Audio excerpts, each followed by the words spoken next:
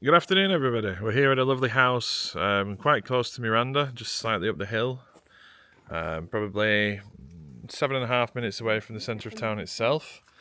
I'm currently stood in the courtyard area.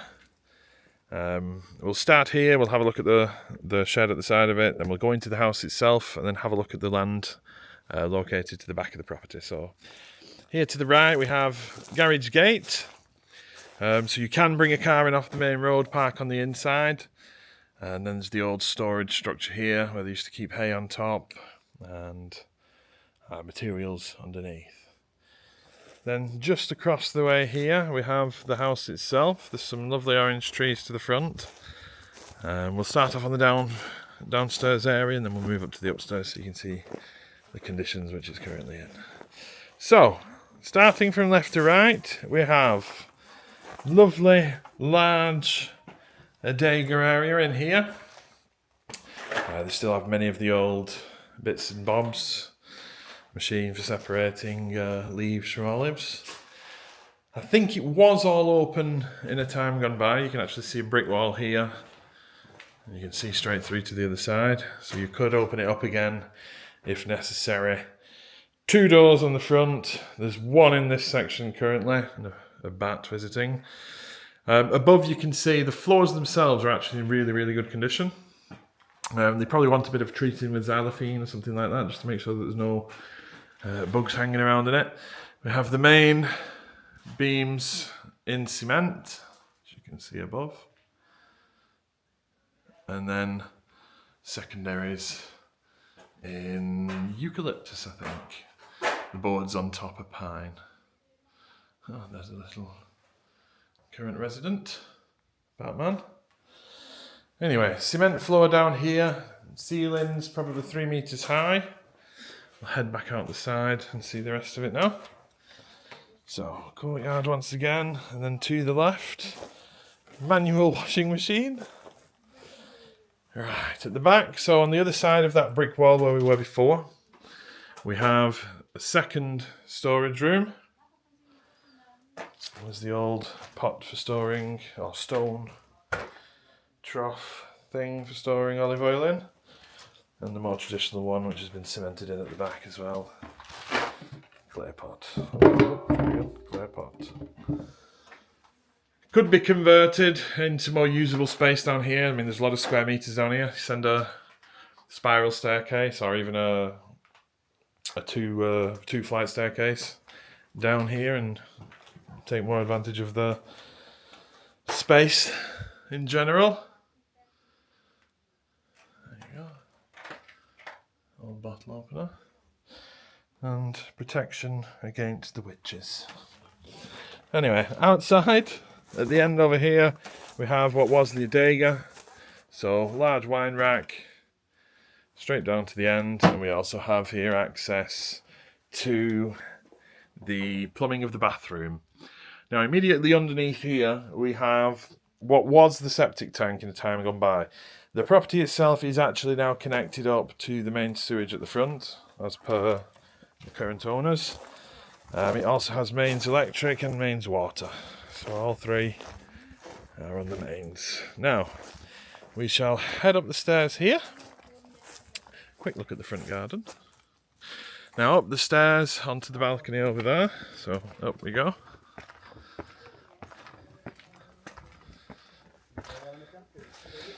Now the house itself has about 4 tiers of land to the back. So 1, 2, 3, 1, 2, 3, 4 at the top. A bunch of peach trees, apple trees, there's some figs, some olives. But we'll go and have a look at that in a second. We'll start off just off the balcony from here. You can see this section of the ceiling does want some renovation work. But the interior itself is in pretty good nick. So, floors, which are solid and rather heavy. Electric meter for bringing the electric in. So we'll start off left to right, going clockwise around. So, bedroom number 1, window, ceiling, window, floor. As mentioned before, floor is in really good nick. Some of the windows are actually, it's just that they're single pane and wooden. I want double glazing nowadays. But ample space in this bedroom for a double bed. Now, back to the corridor, continuing round in the clockwise manner. I believe this was probably a living room at some point, so this one maybe 18 square meters, ceiling, very colourful paint job on the walls. Unfortunately here the windows have had it, these won't substitute for sure. On the side's alright. I'll stand in the opposite corner so you can look back. So, floor, walls, ceiling, walls, floor. So we've just come from the corridor, we'll head on into this small bedroom here. So, not huge, definitely a single. Up and around. I mean, you can always remove the interior walls and replan everything in a more modern fashion. Yeah, we'll head back. Stylish light. And now to the left, there's sort of an intermediate room between both sections of the house, because there's this here, which could be an office, my colleague was suggesting. And if we head through here now, is kitchen and dining area. So I'll just go back outside so you can see exactly where we are. So we went in through door number 1, went clockwise all the way around, and we've come through that office room and now into this section here. Once again, another division, rather small, probably a dining room in the time gone by, or the original dining room before an extension was added on at some point in the past. Through here we have the very traditional kitchen, so bench around the fireplace, hood taking the fumes out through the chimney. You can see it's definitely been used before, and blackened walls. At the back as well, you still have the chain for hanging your cauldron, which goes all the way up and up through the chimney there. You would also sometimes have bars going across where you'd hang chorizo in your cellar and smoke them. Nice feature, not super functional, but always nice to keep. You can hubble bubble tile and trouble. View out the side, so the neighbour who lives, well, there, is the only close one by. There is a few more houses a bit further up in the village. It's quite quiet around here. Back into the corridor-ish division area. If we carry on to the left here, we have wasn't definitely an extension at some point. The floor here and ceiling are both cement, as you can see here. And this is the dining room. I'll just show you outside again so you can see where we've come from. So door number 1 where we came in, door number 2 where I did this explanation before, and now door number 3, which we'll head into now. So immediately through the front door, kitchen, across from it, the bathroom. Probably a 1980s addition to the place. Or revamp of something that was already here, should I say. To the side here we have what has been converted into a bedroom, because the old gentleman that lived here eventually had mobility problems.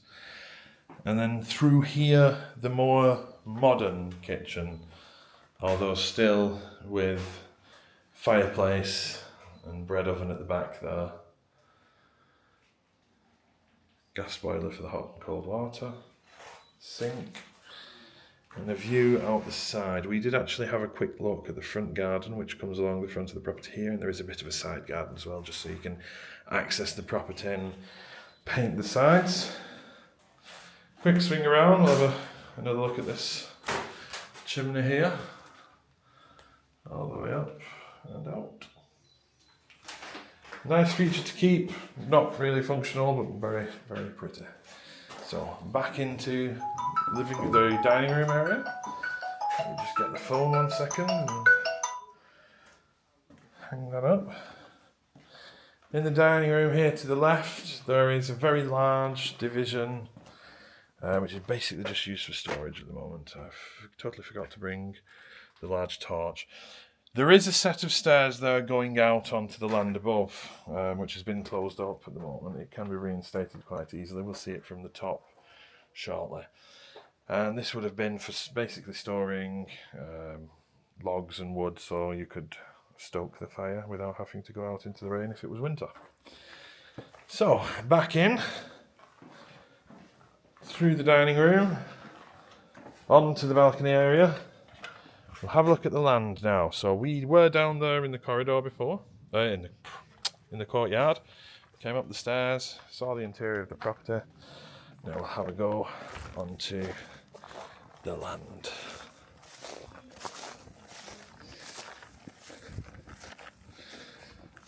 So up here, you can see it's basically what's been cut. Curves around there as well, and there is a balcony on the roof of the kitchen. You can see the courtyard down below. I'll head to one edge and then we'll move up further up. So, wall here, edge of the property.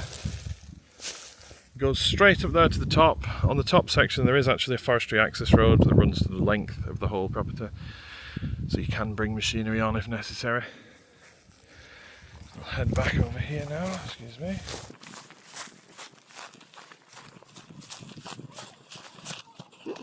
Slipping on the straw, which doesn't like it. So fig, apple, olive, peach. These are, what are they called? Persimmons. Persimmon tree. Just head underneath here. Cherry. It's past their time now. Already been and gone. Another fig. Lemon tree. And here's a roof terrace above the kitchen area. Corridor down below. Roof. Chimney of the old fireplace. Chimney of the new fireplace. And I'll head over. A bit further up so you can see the range from the top. It's nice if you can get there.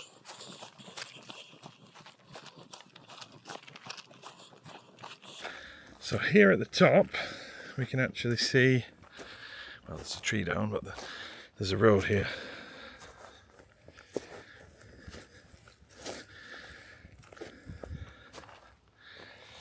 That way, and down that way it rejoins the tarmac.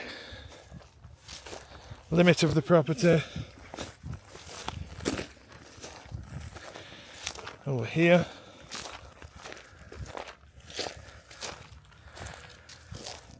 In fact, sorry, that one, the cement one. Down to the bricks, and into all that area. You can actually see Penela's castle just over there.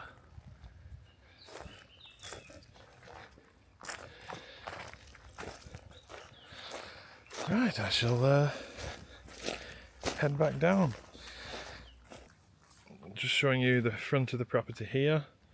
So it ends just shortly after that green gate. That's the green gate on the inside, for bringing a car to the inside. Post box, little chapel here. There's Almenius. And we have water coming in and sewage. You can actually see the house from here, to be honest. Bunch of orange trees.